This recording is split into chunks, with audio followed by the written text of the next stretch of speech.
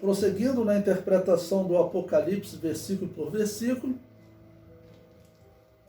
vamos agora ao capítulo 20, versículo 4.10. O profeta Oséias vê Jesus ressuscitando Israel.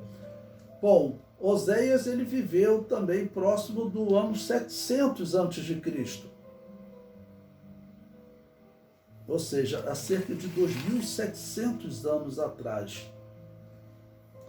O comentário diz: em uma revelação semelhante à visão do Vale dos Ossos Secos de Ezequiel, o profeta Oséias é revelado sobre o futuro de Israel. Yahvé virá, mas será rejeitado e retornará ao seu lugar. Depois de 2 dias, Yahvé ouve a oração de conversão do povo, oração que acontece em meio a uma escuridão, ou seja, um momento de treva espiritual. Veja essa sequência dessa revelação do profeta Oséias, que é muito interessante. Ele diz: porque para Efraim serei como um leão, e como um leãozinho para a casa de Judá. Eu despedaçarei e ir-me-ei embora. Arrebatarei e não há quem livre. Então Yahvé está dizendo que ele vem, só que ele vai acabar por ferir e ele irá embora. Versículo 15. Irei e voltarei para o meu lugar, até que se reconheçam culpados e busquem a minha face. Então, Yahvé está dizendo que ele virá, só que ele acabará por feri-los, porque eles rejeitarão Yahvé, eles rejeitaram o Messias, né? Ok? Então, Yahvé diz que ele então voltará para o seu lugar até que eles se reconheçam culpados e busquem a face de Yahvé. Isso ainda não aconteceu. Israel ainda não se converteu. E prossegue o profeta: estando eles angustiados, de madrugada me buscarão. Esse de madrugada é uma referência à grande tribulação, ok? A grande madrugada de Israel, né, que é o período em que o anticristo está tentando destruí-los, que o anticristo consegue, num determinado momento dessa madrugada, enganá-los e depois está tentando destruí-los.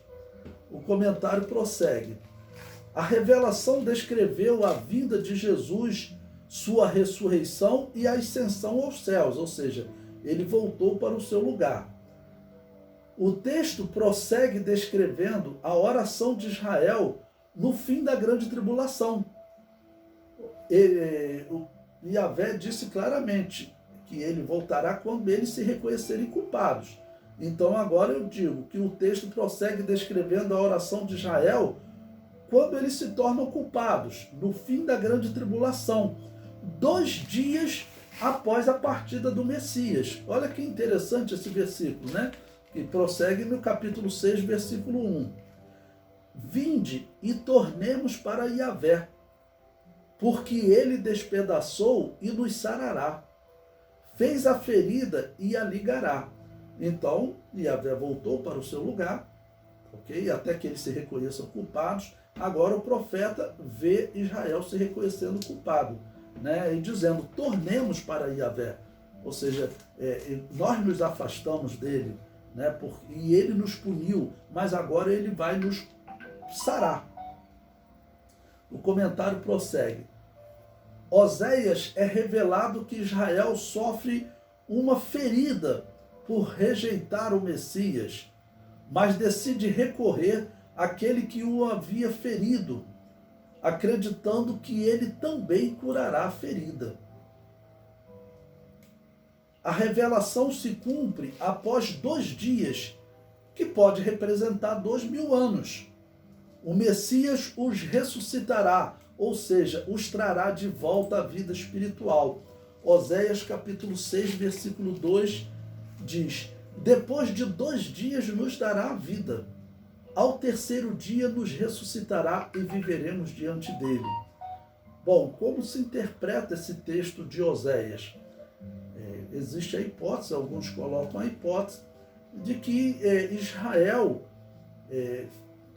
será enganado por 2 dias, ou seja, por 2000 anos. 2 dias para Deus, então seriam 2000 anos. E no início do terceiro milênio, eles então viverão diante de Jesus, ou seja, vão reinar com Jesus.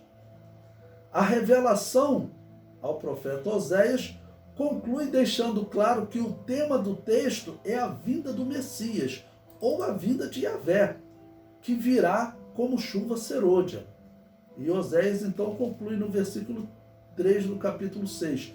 Conheçamos e prossigamos em conhecer a Yahvé, como a alva será a sua saída, e ele a nós virá como a chuva serôdia que rega a terra. Lembre-se o significado do nome Oséias. Oséias é exatamente aquele homem que também era Josué, tá bom? Que significa salvação. O seu nome é alterado exatamente para ele ter essa simbologia de Salvador, aquele que levou Israel a conquistar a terra de Canaã. Tá bom? Josué, que é o mesmo nome Jesus. Josué, Jesus, Joshua, Yeshua, né? Todas são transliterações possíveis do nome Josué ou Jesus no Novo Testamento.